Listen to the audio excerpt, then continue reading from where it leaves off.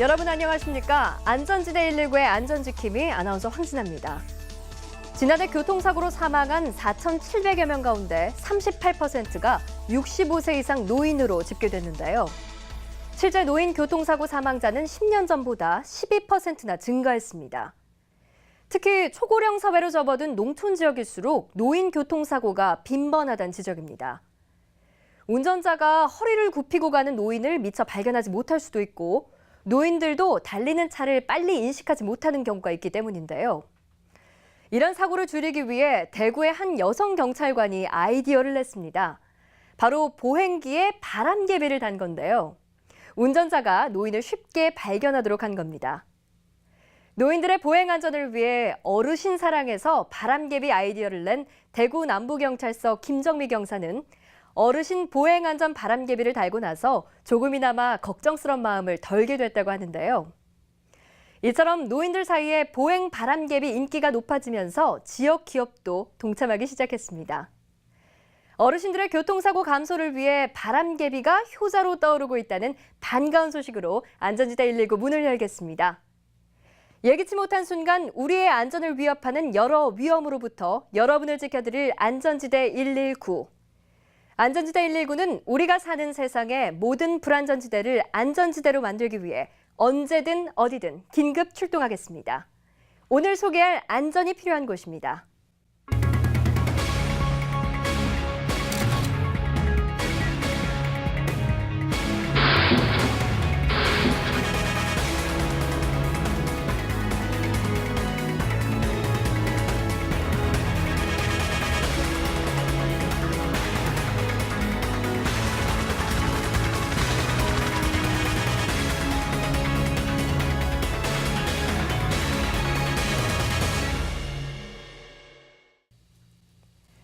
안전지대 119처럼 국민의 안전이 최우선인 전문가 모셨습니다. 서울시립대 도시방재안전연구소 부소장 이영주 교수입니다. 교수님 어서 오십시오. 네, 안녕하세요. 교수님, 이 주택, 옥탑방, 아파트 방화, 창고 등 다양한 화재 사건 연일 이어지고 있는데요. 이번에는 아파트에서 방화로 추정되는 불로 주민들이 대피하는 소란이 있었습니다. 그 원인 중에 하나가 바로 담뱃불인데요. 이 담뱃불이 위험한 이유가 뭘까요? 네, 담뱃불은 우리가 항상 가지고 다닐 수 있는 아주 작은 발화원이지만 또 가장 부주의하기 쉬운 발화원이기 때문에 화재가 발생하기 아주 쉽습니다. 또 특히 건조한 날씨 탓에 불이 옮겨 붙기 좋은 봄철 이런 때는 화재가 굉장히 많이 일어나고 있습니다. 실제로 통계로 봐도 2012년 소방방재청의 최근 3년간 화재 원인을 분석해 보면은요, 담뱃불로 인한 사고가 6,700여 건, 네. 전체 사고의 한 15%를 차지하고 있다고 하네요. 네, 이 담뱃불 화재 사고에 대한 원인과 대처법이 분명히 있을 텐데요. 먼저 영상 보시고 나서 말씀 계속 나누도록 하겠습니다. 한순간의 방심과 부주의 혹은 이기심으로 우리의 안전과 생명을 위협당하는 일이 없도록 위험천만한 불안전지대들을 속속들이 점검해 보겠습니다. 먼저 뜨거운 화재 사고 현장으로 긴급 출동합니다. 새벽 3시 21분, 종로구의 다세대 주택 옥탑방에서 시뻘건 불길이 치솟습니다. 좁은 골목 탓에 불길을 완전히 잡는 데 걸린 시간은 무려 30여 분. 이 불로 주민 18명이 대피하고 집 내부와 집기류 등이 불에 타 소방서 추산 650만 원의 재산 피해가 났습니다.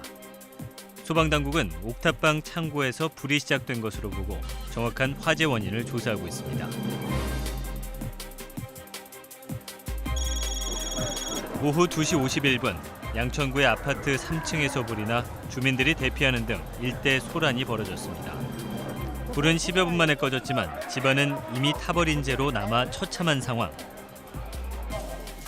이 불로 58살 아파트 주민과 28살 아들이 다쳐 병원으로 옮겨졌고 가구류 등이 불에 타 소방서 추산 700만 원의 재산 피해가 났습니다. 경찰과 소방당국은 아버지 진 씨가 방 안에 기름을 부린 뒤 불을 붙인 것으로 보고 정확한 화재 원인을 조사하고 있습니다. 평화롭던 오후에 정막을 깬 시각은 오후 2시 52분. 종로구의 한 주택에서 검은 연기가 치솟더니 이내 불길에 휩싸입니다. 화재 신고를 받고 긴급 출동한 소방차와 119 소방대원들이 진화 작전을 펼치기 위해 긴박하게 움직이고 있습니다. 다행히 신속한 대처로 인명피해 없이 150만 원의 재산 피해에 그쳤는데요. 경찰과 소방당국은 주택 마당, 아궁이의 불씨가 화재의 원인이 된 것으로 보고 정밀 조사를 벌이고 있습니다. 교수님, 이 아파트 담뱃불 추정 화재도 그렇고요. 주택 아궁이 불씨가 원인이 돼서 큰 불이 일어나 재산 피해가 났습니다. 대체 이 담뱃불의 온도가 어느 정도고 위험성은 또 얼마나 높은 건지 좀 알려주시겠어요?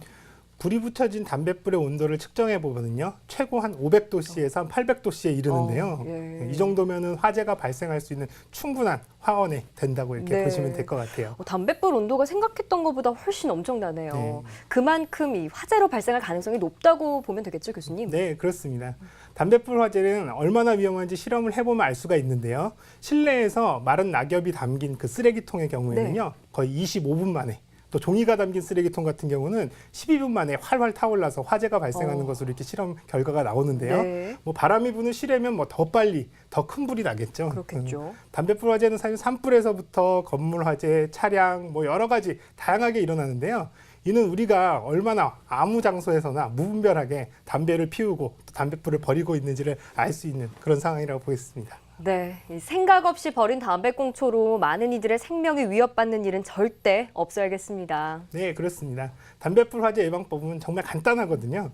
흡연자들은 담배꽁초를 버릴 때 불씨가 남아있나 확실히 확인하고 버리는 습관을 들이셔야 되고요. 네. 또 차량이라든지 길가에서는 절대로 버리는 일이 없도록 해야겠습니다.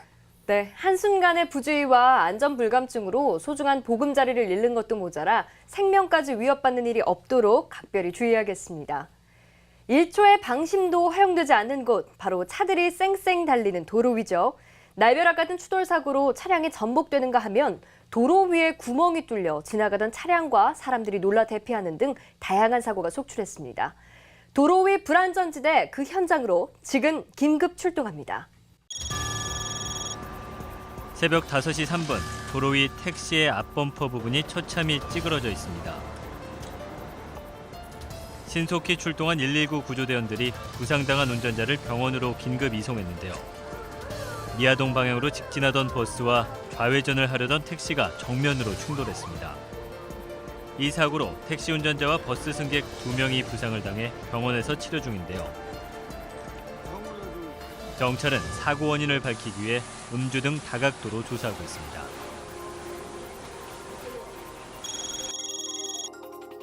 밤 11시 1분, 급하게 출동한 소방차가 올림픽대로 위에 서 있습니다. 찌그러진 가드레일은 사고 당시의 충격을 짐작케 하는데요. 김포 방향으로 진행 중이던 승용차 한 대가 가드레일을 들이받고 멈춰선 상황입니다. 이 사고의 여파로 가드레일 받침대가 떨어져 지나가던 자전거 운전자가 날벼락을 맞는 등 6명이 부상을 당해 병원으로 급히 이송됐습니다. 경찰은 사고를 낸 승용차 운전자를 상대로 정확한 사고 경위를 조사하고 있습니다.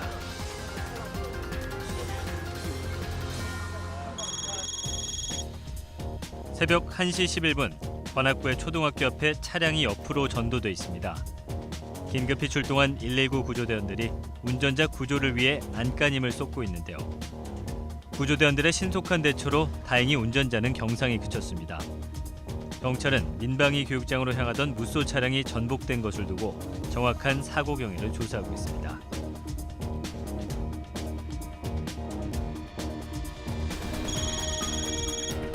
지난해 싱크홀이 연이어 생겼던 잠실 석촌호수 인근에서 또 싱크홀이 발견됐습니다. 오후 4시 24분 송파구 잠실동에서 아스팔트 도로 지반이 내려앉아 지름 50cm에 깊이는 1m나 되는 싱크홀이 생겼는데요. 어린이 보호구역이라는 아스팔트 글씨가 선명하게 보이는 한가운데서 발견된 이번 도로바닥 싱크홀은 싱크홀로 몸살을 앓는 잠실 석촌호수에서 1km가량 떨어진 곳이라 학부모들의 가슴에도 걱정스러운 큰 구멍이 생겼다고 합니다. 경찰은 집안 치마 일대 차량 통행을 막고 정확한 원인을 밝히기 위해 면밀한 조사를 벌이고 있습니다. 작년 6월과 8월 사이 잠실 석촌호수 인근에서는 크고 작은 싱크홀 6개가 잇따라 발견돼 인근 주민들의 불안감을 키웠는데요. 이번에 발견된 싱크홀도 작년 발견된 연쇄 싱크홀 발생 지역과 멀지 않은 곳이어서 정밀 조사가 절실해 보입니다. 도로 위에서 일어나고 있는 이 갖가지 사고들 중에서 한 번 더 짚고 넘어가야 할 사건은 역시 전국에서 빈번히 발생하고 있는 싱크홀 사고가 아닌가 싶은데요. 어떻게 보시나요? 네, 우리나라 대도시에서 생기는 대부분의 싱크홀은요. 최근에 서울시 조사에서도 확인되었듯이 상하수도 배관의 누수 등으로 인한 것들이 대부분이었는데요. 네. 노후된 상하수도 배관에서 새는 물로 인해서요. 주변의 흙이 쓸려 내려가고 이로 인해서 지하에 동공, 그 빈 공간이 생겨서 이 부분 때문에 침하가 생기는 거거든요. 네, 교수님, 근데 상황이 이러면 좀 적극적인 대책이 필요할 것 같은데요. 대책이 있긴 있나요? 네, 있습니다. 빈번히 발생하고 있는 싱크홀 사고 때문에 정부가 안전대책을 본격적으로 하겠다고 나서고 있는데요. 네. 지하공간 안전관리를 총괄하는 특별법을 만들겠다고도 했고요. 또 집안 침하 예방 활동을 하는 집안 탐사반을 하반기에 확대해서요. 적극적으로 이런 부분들 예방할 수 있도록 하고요. 또 주 원인으로 밝혀진 노후화된 상하수도 배관의 교체라든지 보수도 우선적으로 시행하기로 그렇게 했습니다. 네, 다행이네요. 정말 이 사고는 한순간인 것 같습니다. 안타까운 일이 벌어지지 않도록 예기치 못한 사고에 충분히 대비해야겠습니다.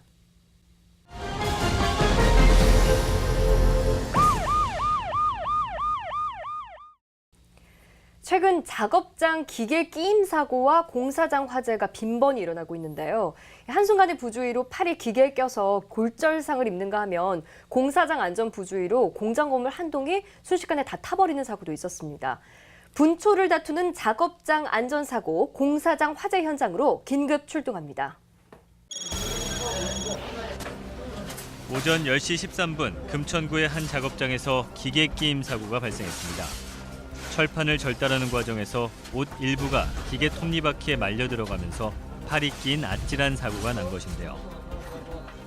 긴급 출동한 119 구조대원들의 긴장된 사투 끝에 톱니바퀴를 제껴 끼인 팔을 빼내는 데 성공했습니다. 천만다행으로 큰 사고는 면했지만 남성의 팔뚝 골절이 의심되는 가운데 경찰은 사용자의 부주의로 인해 발생한 안전사고로 보고 정확한 사고 원인을 조사하고 있습니다.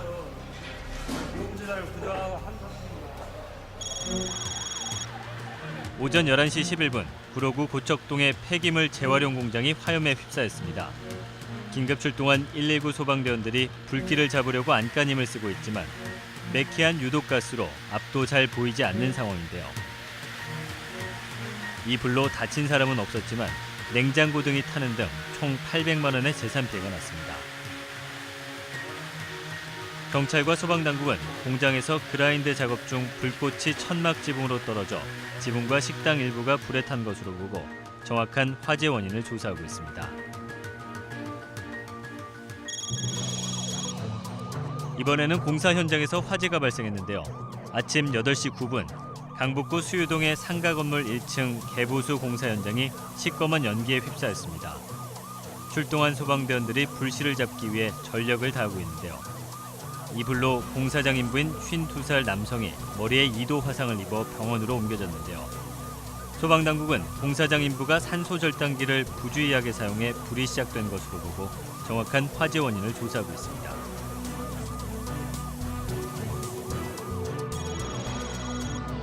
아침 7시 26분 중랑구의 신축 공사장에서 화재가 발생했습니다. 불이 난 화점의 위치가 높아 불길을 잡는 데 여간 쉽지 않은 상황인데요. 외벽 안쪽에 단열재에 불이 붙어 외벽을 해체하고 진화 작업을 하는 등 불을 완전히 끄는 데는 2시간이나 걸렸습니다. 이 불로 인명피해는 없었지만 공사장에서 근무 중이던 인부 15명이 대피하는 소동이 빚어졌고 건물 외벽과 건축 자재가 불에 타는 등 재산 피해가 발생했습니다. 경찰과 소방당국은 공사장 1층 바닥 방수 작업 중 불꽃이 단열재로 쓰이는 스티로폼에 붙어 불이 난 것으로 보고 정확한 화재 원인을 조사 중입니다. 교수님, 이 앞서 사고 영상은 작업자의 팔이 기계에 끼는 끼임 사고도 있었지만요. 공사장 화재 사고가 많았는데요. 이렇게 공사장에서 불이 많이 나는 이유 뭘까요? 네. 공사장의 화재 사고가 반복적으로 또 자주 발생하는 원인은 우선 건축물 자체가 지어지고 있는 과정이기 때문에요. 소방시설이라든지 이런 것들이 다 갖춰지지 않는 상태, 즉 정상으로 작동할 수 없는 환경이거든요. 네. 게다가 또 현장 곳곳에서 동시다발적으로 여러 가지 작업들이 이루어지다 보니까요. 많은 사람들이 일을 하게 되고요. 또 건축 자재 등 가연물들이 굉장히 많습니다. 그렇겠네요. 또 공정에 따라서는 화재 위험도가 굉장히 높거나 또 인화성이 높은 재료 이런 것들을 사용하게 되는 경우들도 많고요. 또 특히 이제 제일 중요한 용접 작업 이런 경우에는요. 용접 불똥으로 인해서 공사장 화재의 어떤 단골 손님 이렇게 됩니다. 자, 그렇다면 이렇게나 위험 요소가 많은데 공사장 화재 예방법 어떤 게 있을까요? 네, 이런 위험성 때문에 최근에 소방법에서 공사 현장에 가설 소화 설비를 설치하는 이런 것들을 의무화하고 있긴 합니다만 네. 사실 화재에 충분히 대응하기에는 한계가 있습니다. 따라서 꼭 법적 설비는 아니더라도요. 현장 화재 안전을 위한 소화 설비 또 소화 기구를 설치하시고요. 또 안전한 피난로를 확보하는 등의 노력을 하셔야 되겠습니다. 또 현장을 관리하시는 분이나 현장에서 일하시는 분 모두 수시로 안전교육과 훈련을 통해서요. 안전의식을 철저히 하시는 것도 중요합니다. 네. 이 공사장에서 전기 용접으로 일어나는 화재에 각별한 주의가 필요하겠습니다. 예기치 못한 사고는 그 누구라도 피해 당사자가 될 수 있습니다. 철저한 예방만이 나와 이웃의 안전을 지키는 최고의 대비 책임을 절대 잊지 말아야겠습니다.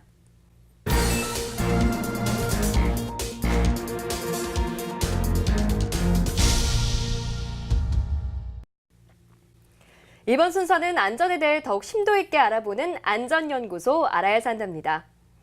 이 기름값을 조금이라도 아끼려고 냉각장치를 끈 채 학교 급식 등 냉동식품을 운송한 양심불량 화물차 운전기사들이 무더기로 적발됐다는 충격적인 뉴스를 보고 엄청 놀랐는데요. 네, 저도 참 놀랐는데요. 부산에서 일어난 일인데요. 눈앞의 이익만 생각하고 사실 먹는 음식을 가지고 위험천만한 짓을 해온 양심불량 운전사들이 28명이나 입건된 사건인데요. 네. 이들은 대형 음식점이라든지 또 학교 급식, 배달용 화물차를 운전하면서 냉각장치를 끈 채로 만두나 새우, 육류 등 냉동식품, 식자재를요 85톤 이 정도 양을 부산 경남 일대로 다 배달을 한 그런 혐의를 받고 있는데요. 네. 식품위생법에서는요 냉동식품을 유통할 때를 하더라도요 영하 18도 이하를 유지하도록 규정을 하고 있는데요. 이번에 적발된 화물차들의 화물칸 온도는 영하 3도에서 영상 4도까지 이렇게 해서 부패 위험성이 높은 네. 위험한 냉동 온도였다고 합니다. 냉각 장치를 가동하면은요 기름값이 평소보다 30% 이상 더 들어가는데요. 네. 이 기름값을 아끼기 위해서 온도 조작 장치까지 불법으로 설치해서 단속을 피해왔다고 하니까 참 한숨이 나옵니다. 눈앞에 자그마한 이익에 혹해서 학교 급식을 맛있게 먹을 우리 어린 새싹들의 건강과 안전을 내팽개쳐버린 4대학 척결 대상인 불량식품, 먹거리 사범인데요. 이 또 어른들을 부끄럽게 하는 불량 양심 사건에 얼굴을 들 수가 없겠는데요. 그래서 교수님, 오늘은 이 안전연구소에서 봄철 식중독 원인과 예방법에 대해서 말씀을 해주신다고요. 네. 소풍이나 나들이를 많이 떠나는 요즘 같은 날씨에는요. 야외에서 음식을 사 먹거나 또 김밥 같은 도시락을 싸서 놀러 가기도 네. 하는데요. 야외에서 자칫 상한 음식을 먹고 식중독에 걸린 경험들이 다들 있으실 거예요. 네, 저도 어릴 적에 그 상한 김밥 먹고 병원에 갔던 적이 있었어요. 교수님, 보통 이 식중독하면 여름철에 많이 걸린다 이렇게 생각을 하는데 봄철에 걸리는 이유는 뭘까요? 네, 식중독은 보통 여름, 더운 때 이렇게 많이 발생을 한다고 생각들을 많이 네, 하시는데요. 맞아요. 최근 들어서는 4월에서 6월 사이에 많이 나타난다고 그래요. 일교차가 거의 10도 이상씩 나는 요즘 같은 때는요. 여름철보다 훨씬 음식물 관리에 상대적으로 소홀한 경우들이 많아서요. 봄철에 특히 더더욱이 주의를 하셔야 됩니다. 네, 그렇다면 만약에 식중독에 걸리면 어떤 증상들이 나타나게 될까요? 네, 부패된 음식을 먹고 식중독에 걸리게 되면 구토, 복통, 또 설사라든지 발열 등과 같은 증상을 보이게 되는데요. 네. 국내에서는 주로 발생하는 식중독은요. 살모넬라균이라든지 황색 포도상규균, 그다음에 장염 비브리오균 순으로 전체의 50%를 차지하고 있습니다. 또 특히 우리가 많이 먹는 오염된 돼지고기, 튀김류, 김밥, 햄 등은 섭취했을 때 나타나기가 쉽고요. 네. 또 어패류를 날것으로 먹었을 때도 발생하기 쉽다고 합니다. 그렇다면 교수님, 식중독을 예방할 수 있는 방법들은 어떤 게 있을까요? 네, 식중독은 예방만 잘해도요. 미연에 방지할 수 있기 때문에 치료만큼이나 예방이 굉장히 중요한데요. 철저한 위생관리 그리고 청결한 습관을 통해서 예방하는 것이 무엇보다 중요하겠죠. 그래서 그 방법을 지금부터 좀 알려드리려고 그러는데요. 네. 식재료를 구입하거나 음식물을 섭취할 경우에 제일 먼저 유통기한을 확인하는 겁니다. 유통기한은 유통기관에서 소비자들에게 유통될 수 있는 기간을 말하는 걸로요.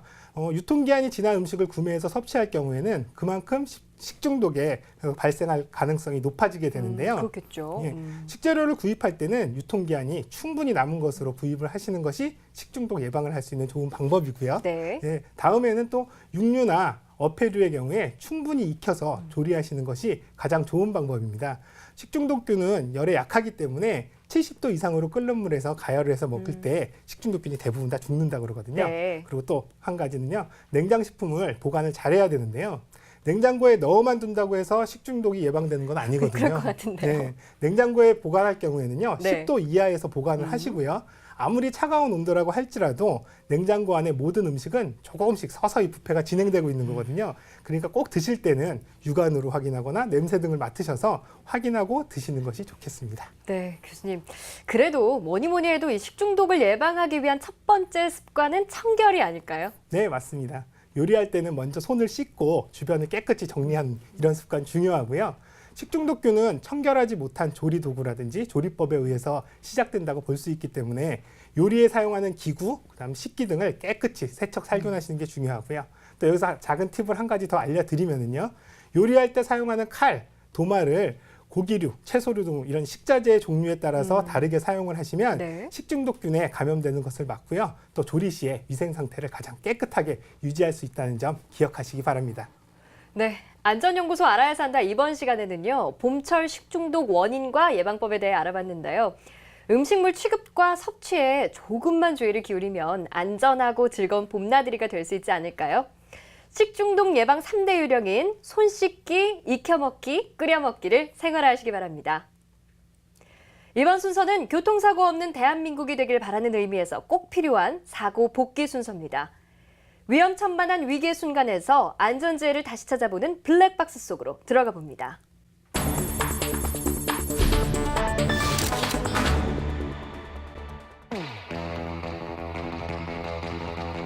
음주 운전보다 음주 도주가 더 위험하다는데요. 운전자 본인의 안위는 물론 모두의 안전을 위협하는 음주운전. 그러나 단속망을 피해 달아나는 음주 도주가 훨씬 더 위험하답니다.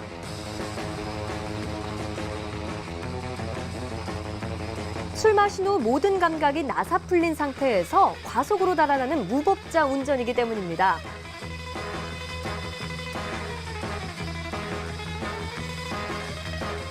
쫓고 쫓기는 끈질긴 추격전 끝에 택시와 경찰의 합동작전으로 음주운전 대낮 광란질주는 차가운 은색 쇠고랑을 차는 비극으로 막을 내렸습니다.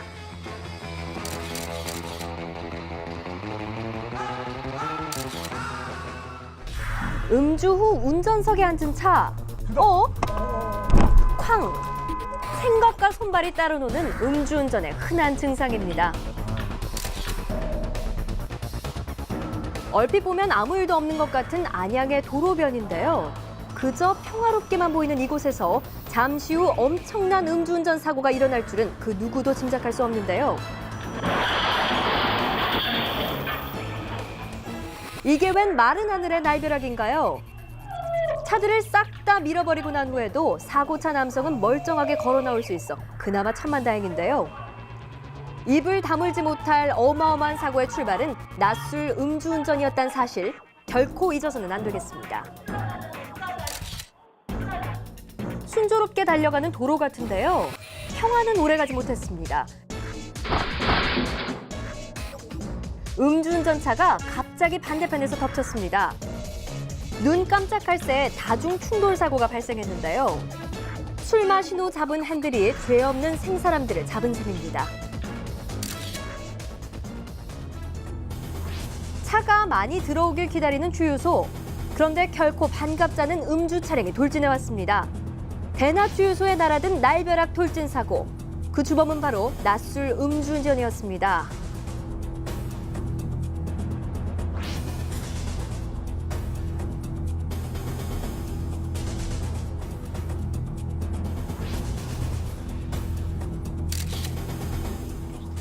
음주운전의 본격적인 무대 밤이 됐습니다. 음주운전 사고는 때와 장소를 안 가리는데요. 아무 일 없는 듯한 한갓진 도로변, 갑자기 음주운전차가 들이닥칩니다. 순식간에 덮친 음주운전 돌진 사고입니다. 이번에도 야간 음주운전 차량인데요. 음주운전에 분노운전까지 더해 당장 잡아가야 할 무섭다 못해 소름 끼치는 광란의 투치폭력 범죄운전 현장입니다. 미친 거 아니야?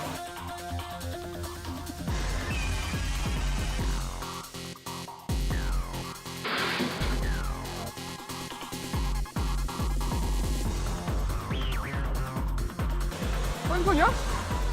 하는 거야?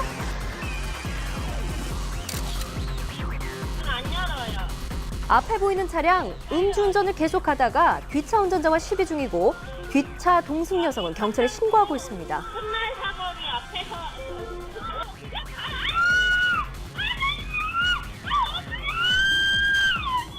근데 이게 무슨 일입니까? 음주 차량 갑자기 시비 중인 뒷차 운전자를 매단 채 그냥 앞으로 달려나가 버리는데요. 이건 음주운전을 넘어서 무서운 범죄 행위입니다. 술 한 잔이 바꿔놓은 살벌한 도로 위 불안전지대, 술잔들의 위험한 질주 현장입니다.